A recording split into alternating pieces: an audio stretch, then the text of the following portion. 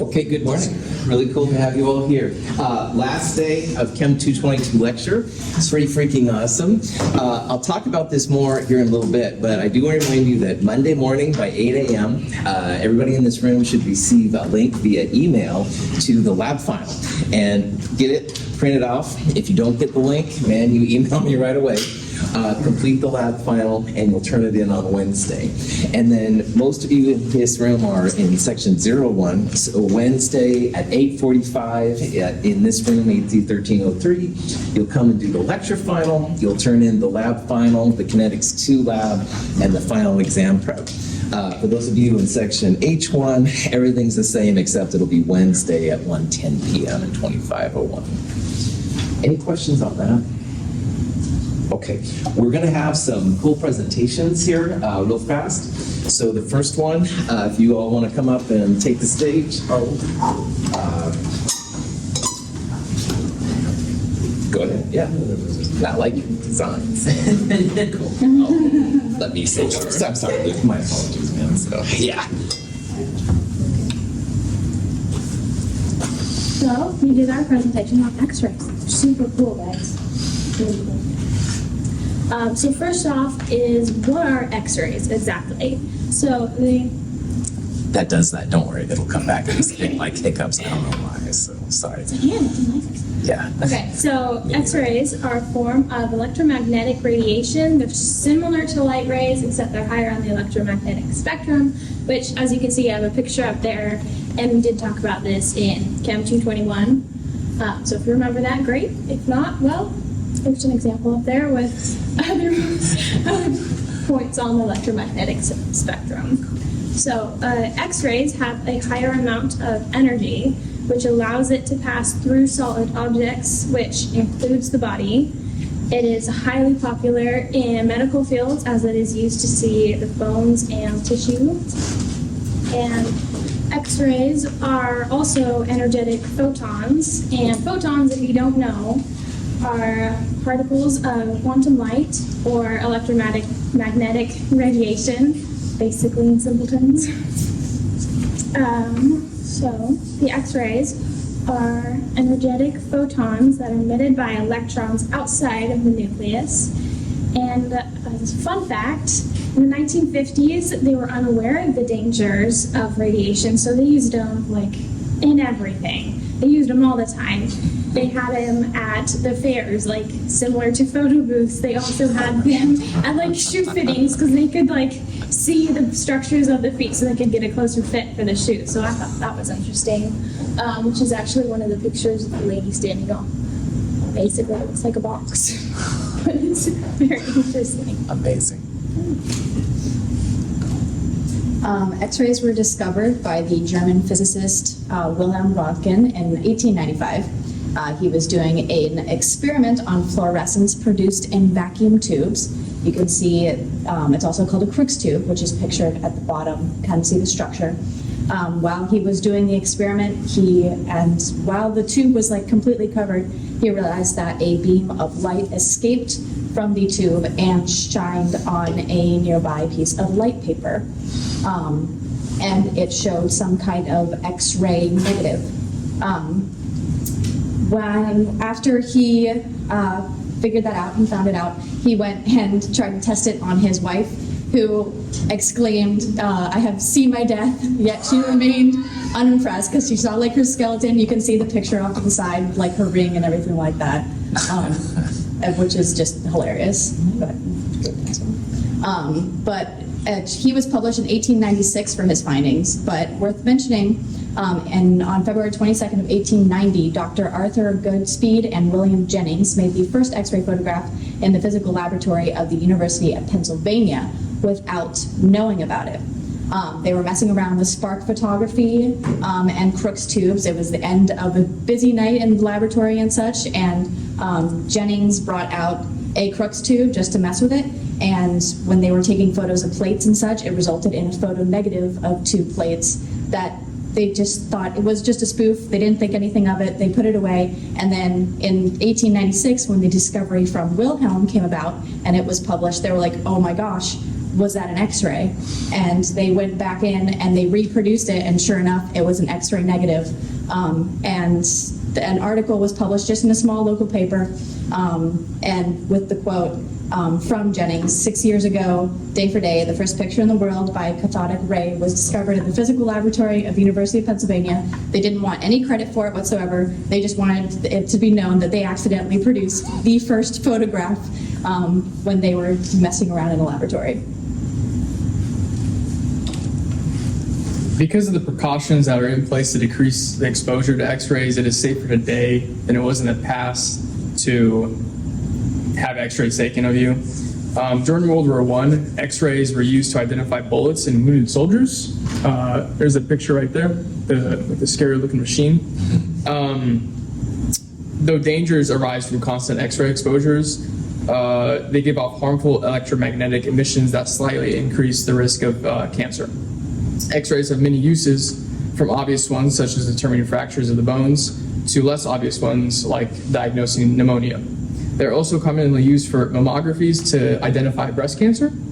And the famous double helix structure in DNA is courtesy of X-rays. They are also used to look at patients' teeth, like in the picture, to give a more detailed picture of the teeth for dentists to use. And for a fun fact, I had spinal fusion surgery in 2017, and so I had severe scoliosis, so I thought, well, since we're doing x-rays and I've had a dozen done, like, I know the drill, like, go in, like, I've got it nailed, guys, I've had so many, probably due to that. So I thought I'd put up my x-rays of my before and my after. So actually, also the one on the left, every 6 months, the curve gets 5 degrees worse. So that's not even the worst it got. So that's, that's fun. And then, on the right is the post-surgery, and I have 2 rods and 23 screws in my back, so that's one of my x-rays. X-rays are cool. Thank you. Nice job. Questions? Yes. How about the heating rods? So, like, if you go through the airport, do you make noise when you go through the machine? They are titanium. I have a note that I have to carry with me everywhere I go, but I have not had it set off yet. Well, it's a possibility, they say. Other questions? Does it help a lot then to have those in stuff? Have you noticed? Yeah. The day of surgery, like, I woke up and I was like, oh, hey, look, I can breathe. That's nice. And she doesn't slouch, so that's awesome. Very cool. Nice job. Other questions? All right, nice job. Well done. Very, very cool. Thank you for sharing that part. Matt? Do you need the computer? Cool. Yeah, that's fine. So I'll put it over here and then access everything. Just this one? Yeah, that's right. So it's showing like my computer, so just put that stuff. That's awesome. Bunch was kind of a scary looking dude, man. So Yeah, he was. I thought that was kind of a menacing photo of him. yeah, definitely, right? The last thing you see before you see your dad. Yeah. Is it the same dude with a knee radiation? Yes, that's right. One of the elements is named after him too. It's a newer one. I don't think it's on this one, but it's right around. I think it's one. You could. Yeah. Well.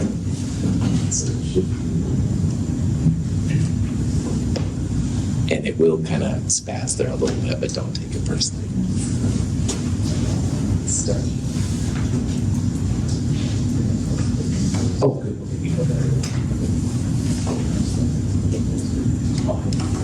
Well, just do it. Okay. That's Hi guys, my name is Mafti. I'm in the other class, and I was gone for 2 weeks, so now I'm here. I chose TNT for my compound. It's hiccuping again. It happens to everybody. It's not just, yeah. Oh, there you go. Yeah, well done. So TNT is trinitrotoluene, and you can see here for the main cover picture, I have the Lewis structure, which we will get back to because it is very useful actually. So I think one thing that's good is that we go over the history, and I think we can talk about first Joseph Wilbrand and him being a German chemist.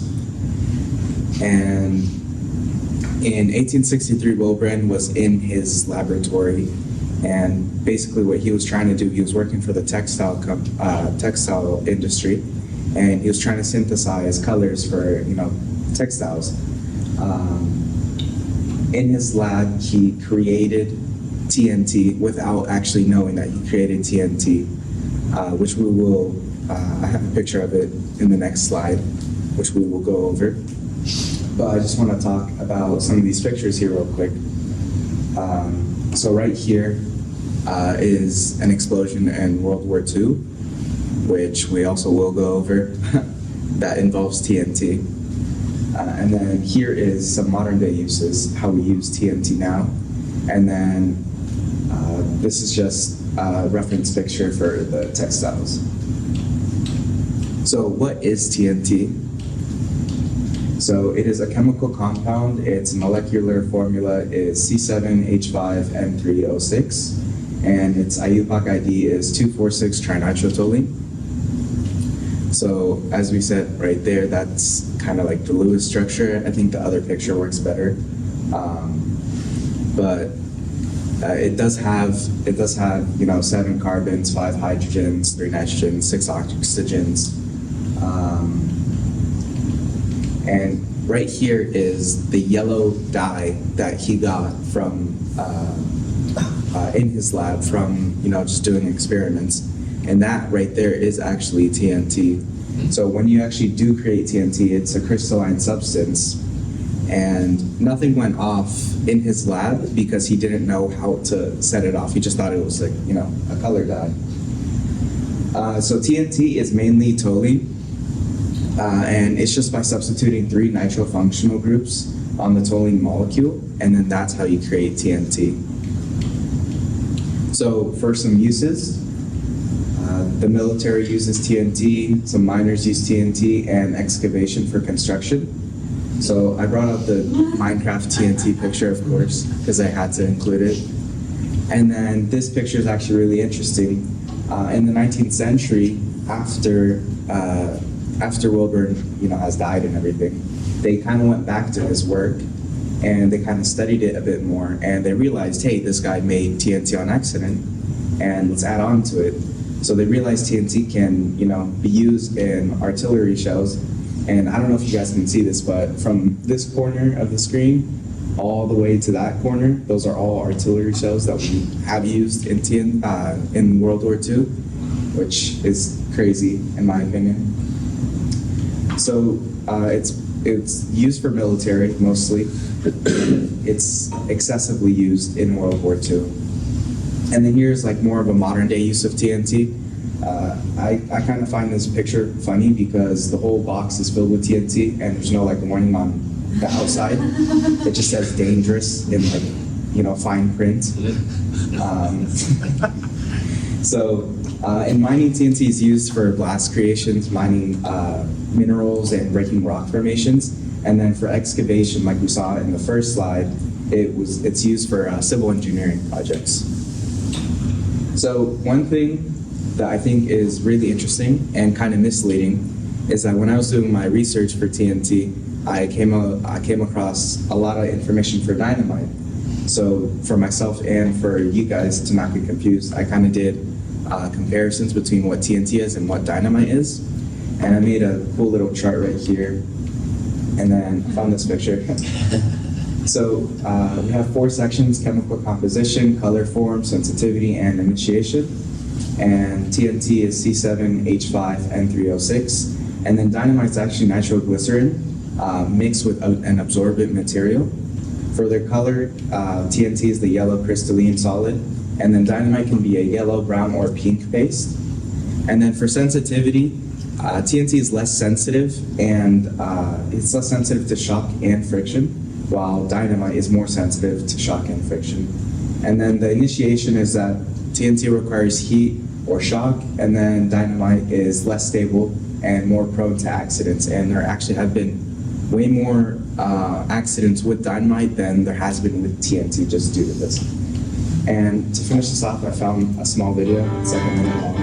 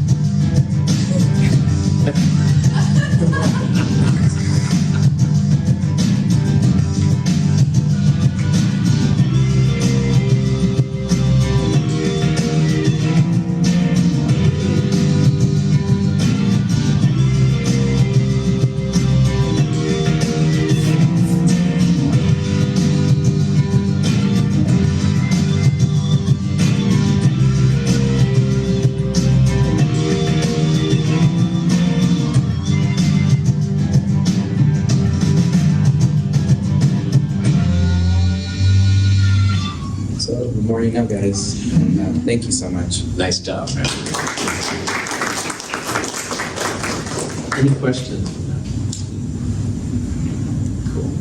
I love your video there when it showed the guy drinking something. That was totally cool. All of you will have very, very cool stuff like that. You're welcome to stay about whatever you want to do. Yeah. All right. Last day of Chem 222, like I said, and it's been a wonderful term. I'm so glad that you're all here, and I sure appreciate your hard work. The only time we're going to meet next week is on Wednesday. All right, so there's no labs, there's no lectures or anything like that. And like I said at the very beginning, Monday morning by 8 a.m., you're going to get a link via email, and in that link you can download and/or print the lab final. See, it's doing it to me too. You can download and print the lab final, all right, and work on it. And then the lab final will be due at the time of your lecture final. And for those of you in section 01, that's going to be Wednesday morning at 8:45. It'll be in this room. Joseph, it'll be Wednesday 110, 2501 for you. But anyway, bring the completed lab final, bring the Kinetics 2 lab. The final exam prep worksheet is going to happen. That's one page, couple questions with the answers, show your work. The lecture final is 32 questions over the whole quarter, a tiny bit more over the most recent stuff, but there'll also be questions on Lewis structures and jets like that.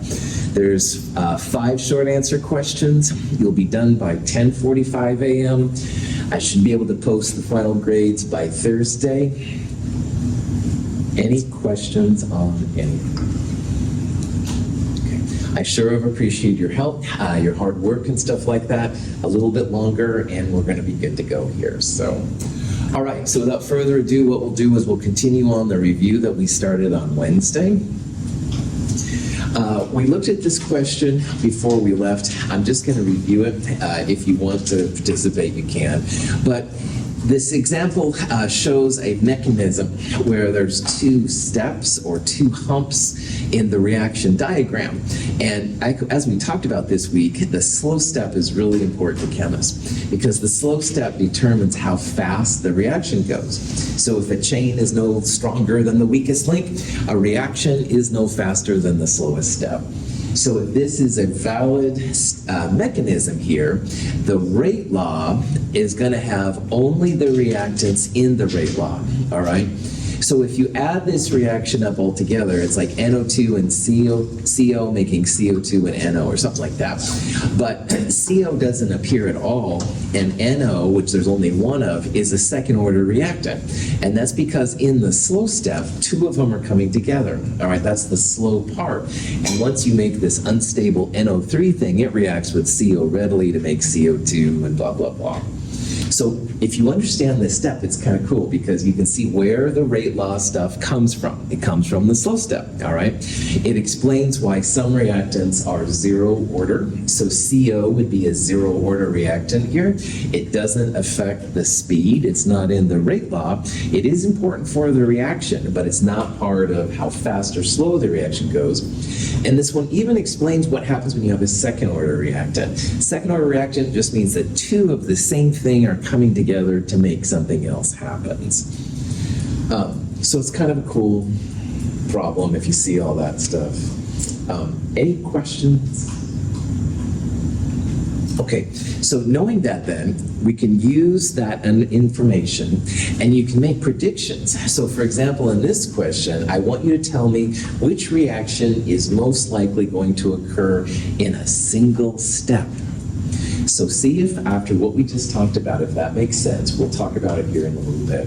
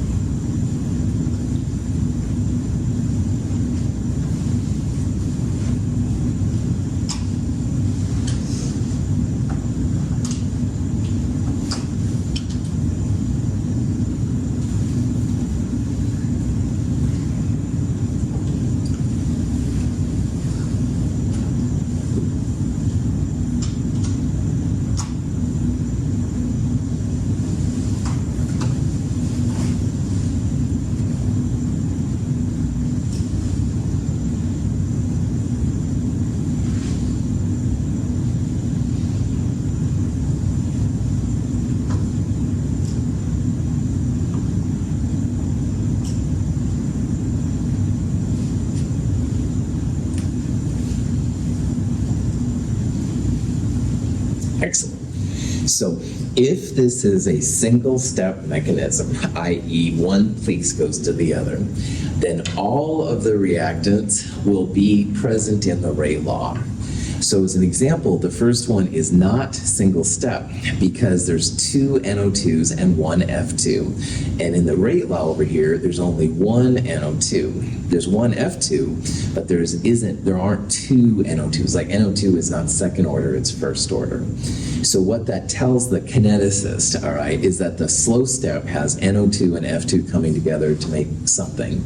And then that something reacts with a second NO2 in a gesundheit, in a fast step to make something else happen. So this reaction only has half of a bromine for whatever reason. That's weird. But this third one here, you can see there's one NO and one O2. And NO and O2 are both first order. There's one of each of them coming together in the slow step. So C would definitely be the best example here of a single step reaction. This one right here is not single, would be multiple step too, because there's only one NO2 and CO doesn't appear. So I don't know what's going on there, but something else, the NO2 is doing something, and in a fast step, then CO is being made. So if you have a question where it's trying to say if you have a single step, you want the reactants to be exactly the same as the orders of the reaction in the rate law, all right? And so NO2 and CO, there's no CO. H2 and Br2, half of a Br2, I don't know what the heck that means. And then the 2 right there is not present in the 2 for the rate. Any questions on that? So here's a question that has to do with catalysts.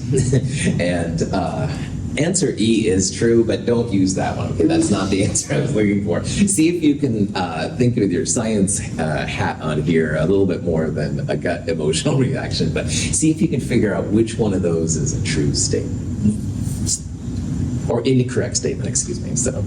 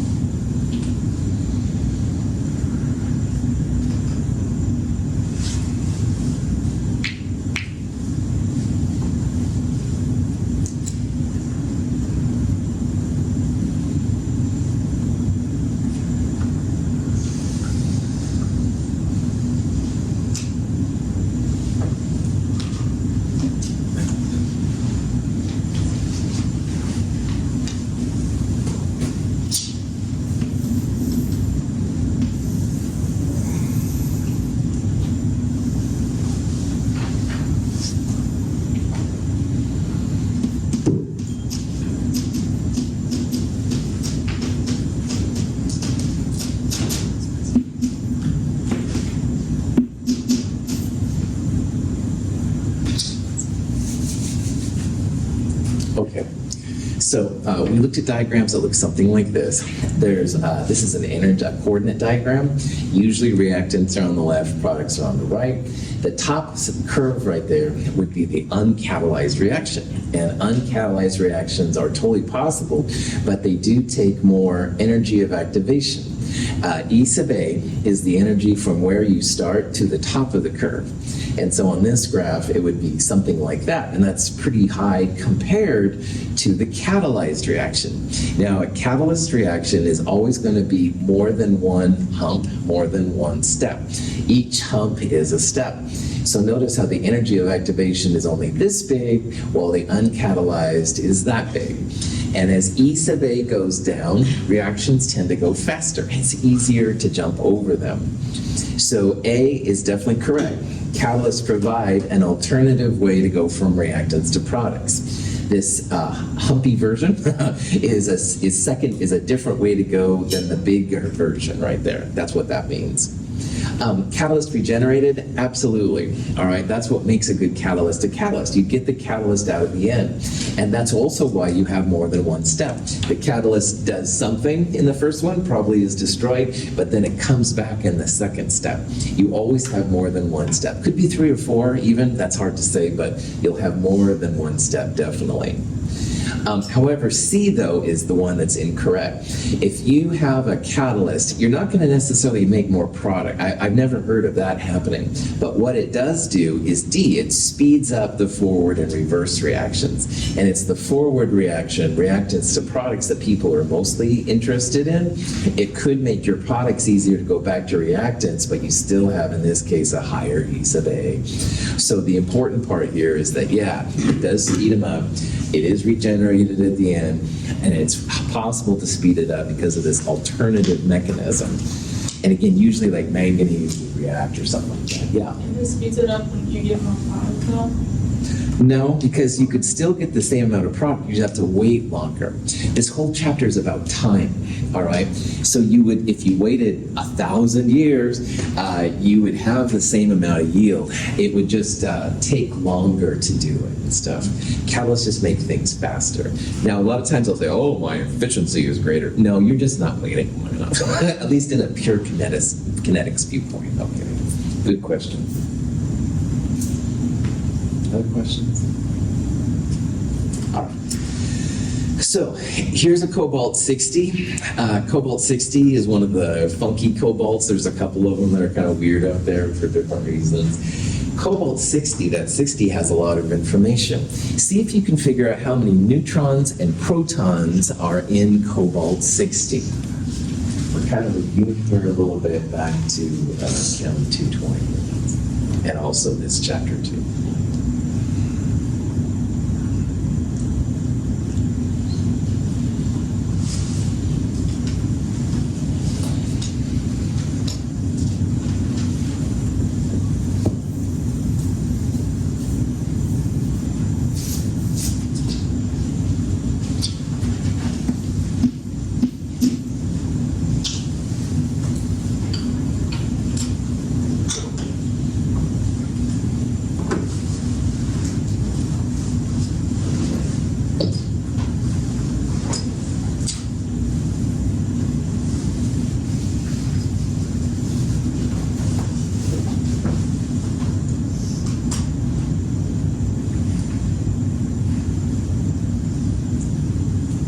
Excellent.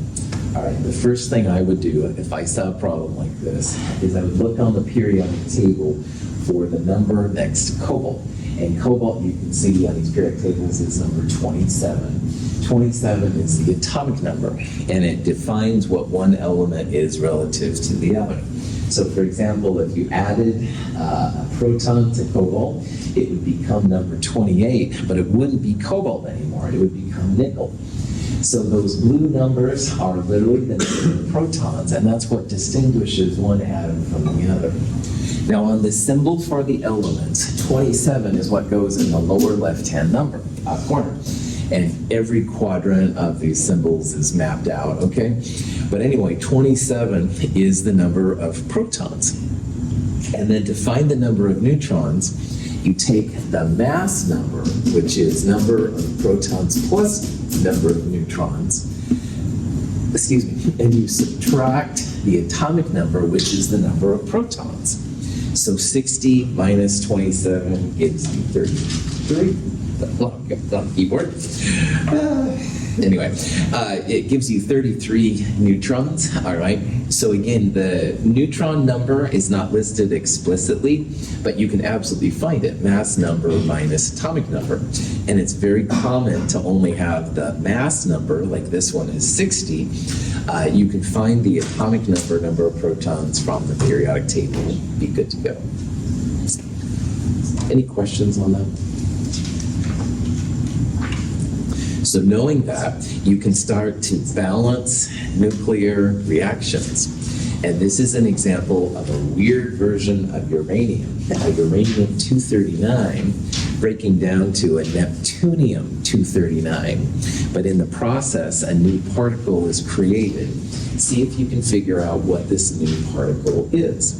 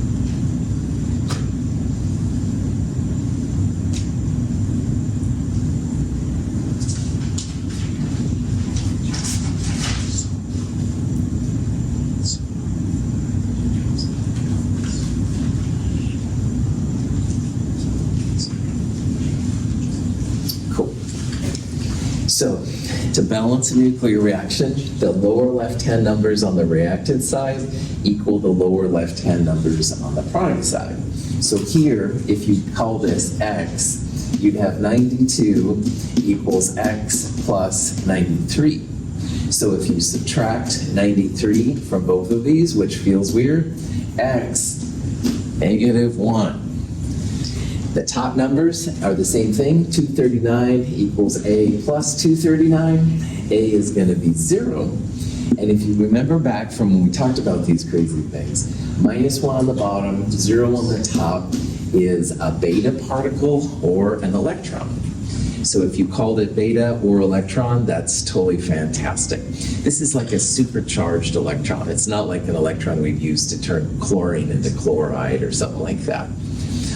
When it comes to these nuclear particles, there's a couple of them. This is definitely one of them. The other ones up there are alpha.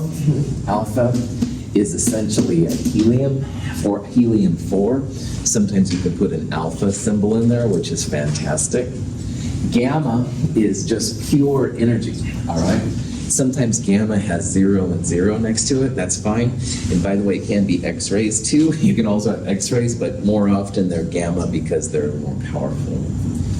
A neutron is 10N, and the positron is the anti-electron. It's the same symbol as the electron, but with a positive one down there.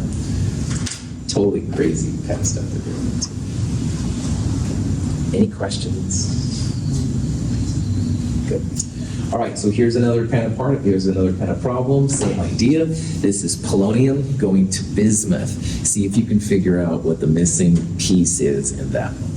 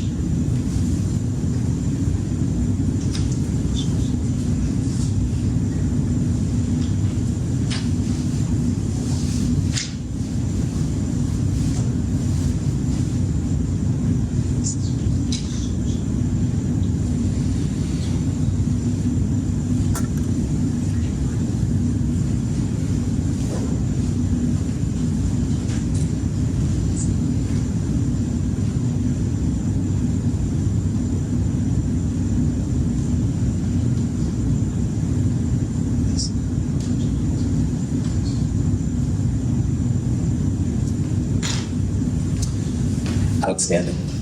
So 84 equals x plus 83, that's going to be 1. So 83 plus 1 is 84.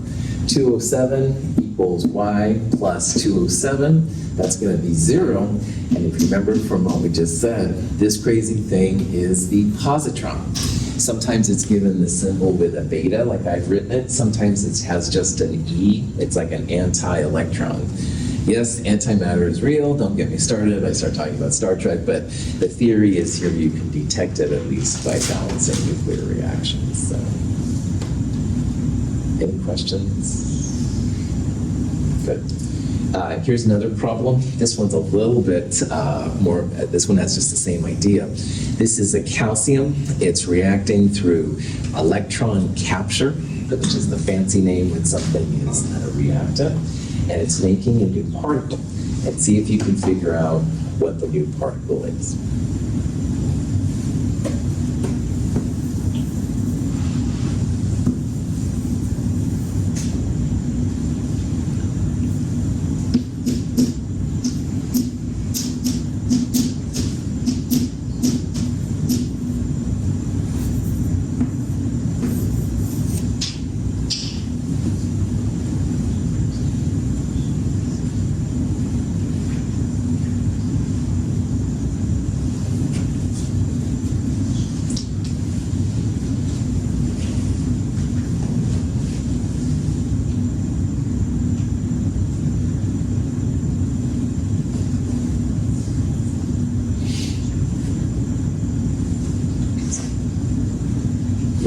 So I know how, like, I get how this works and whatnot, but like, how does an electron make it lose a proton in this way when they're capturing?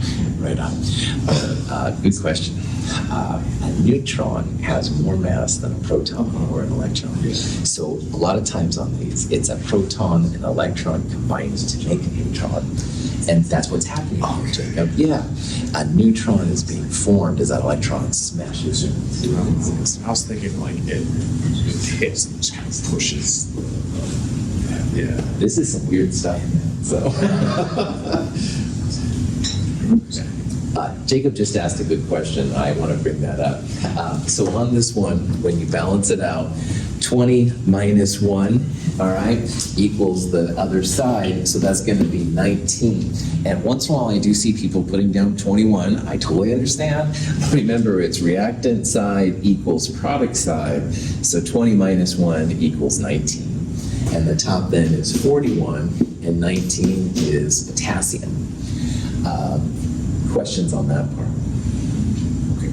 Now, Jacob's question was really cool. Like, how can an electron do this, right? It makes it lose a proton, right? Because you're going from 20 to 19. Now, that's a really good call. One of the processes that's happening in the nucleus is a proton, which is 1,1p, reacts with an electron, 0 minus 1e. 1 minus 1 is 0. 1 plus 0, 1. And it makes a neutron. And that's essentially what's happening here, which is really wild. Again, this is so far beyond all the other chemistry that we've seen in 221 and 222, but this is one of the things that can happen. So, question? So here's a question about binding energy. Scientists can use binding energy to see which atoms are more stable, which ones will eventually undergo fusion and fission to become more like things. And which one of these do you think has the highest binding energy per nucleon? Now, you could Google this, but that's really not what I intended for you to do. See if you can remember what we talked about and figure out which one of those should have the highest binding energies.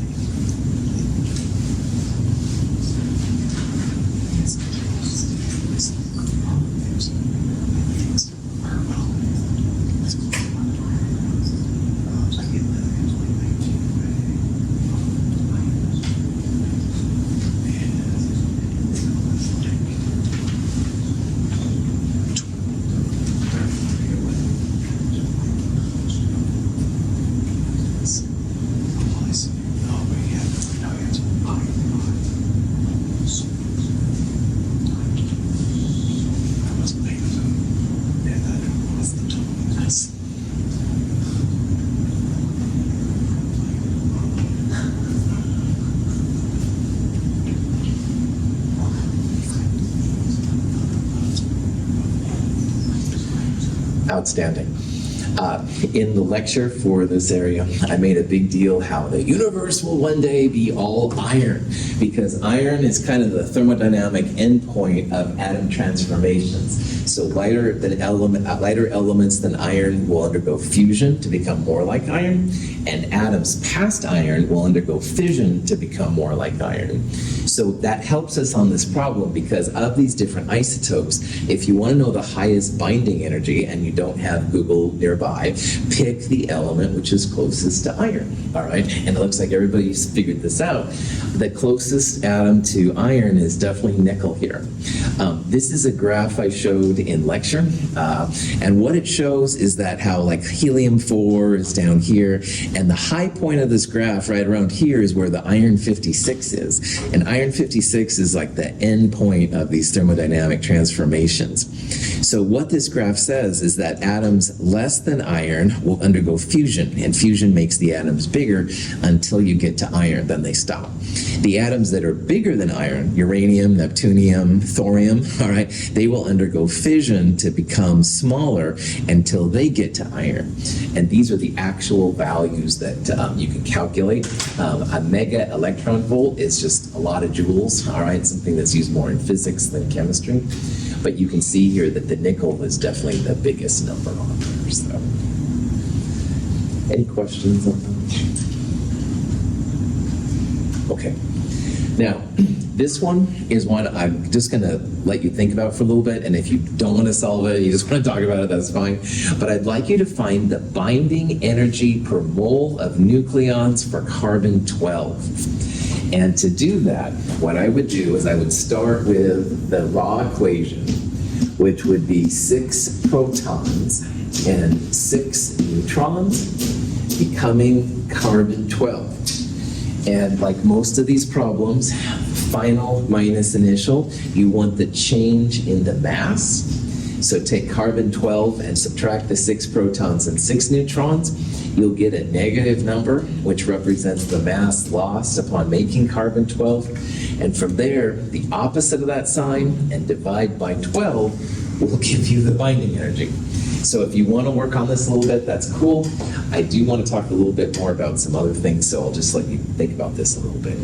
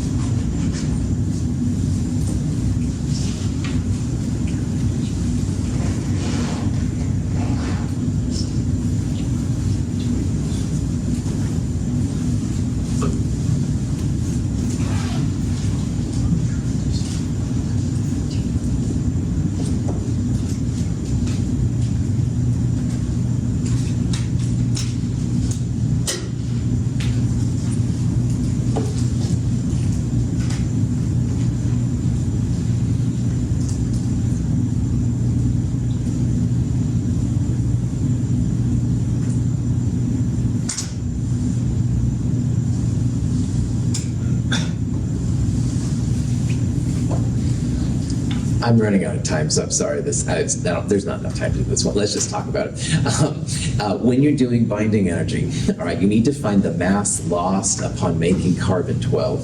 So right here is the calculation I was talking about. You take the mass of carbon-12, which is defined as exactly 12, minus 6 protons and 6 neutrons, and you get mass lost. And this little bit of mass lost can be turned into energy. You do have to go grams per mole to kilograms per mole. That's the only weird thing about it. And then you multiply by the speed of light squared, 2.998 times 10 to the meters per square. And if you turn this into kilojoules, you get just a massive amount of energy. And this is important because this is the reason why atoms form, all right? In the Big Bang, you could have just protons and neutrons and electrons running around, but thankfully there's a lot of energy given off when you make atoms, so woohoo, we're alive. Carbon. Anyway, getting too excited. Binding energy technically is the opposite of the delta E, so it makes it a positive number. And if you want the binding energy per nucleon, you divide by the number of protons and neutrons. So if you do all that, you get this 10 to the 8th number right there. It's not a hard calculation, tedious, yes, but not hard. You just plug and chug things in.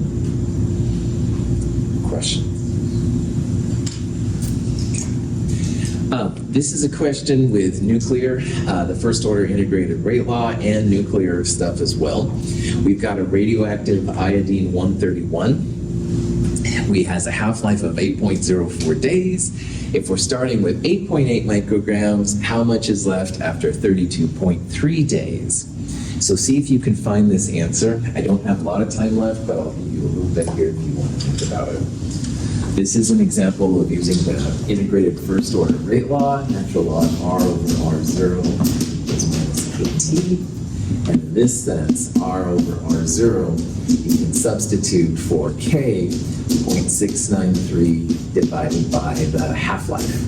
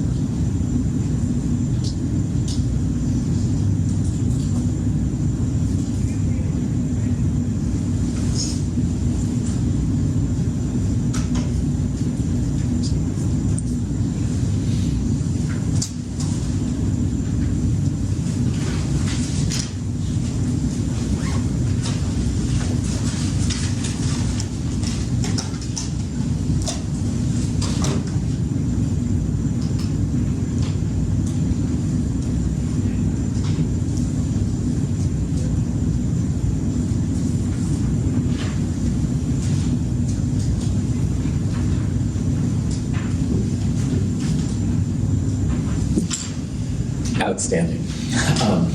Half-life equals 0.693 divided by K, so K is 0.693 divided by half-life. So the half-life, 8.04 days, T is 32.3 days. We're starting at R0 with 8.8, so you want to figure out how much is left. It'll be a number less than 8.8, and if you go through the math, 0.54 micrograms should be left. Cool. Question? I just got that since in my pre-calculus we're learning about half-lives still at the same time. It's all coming together. Nice job with this.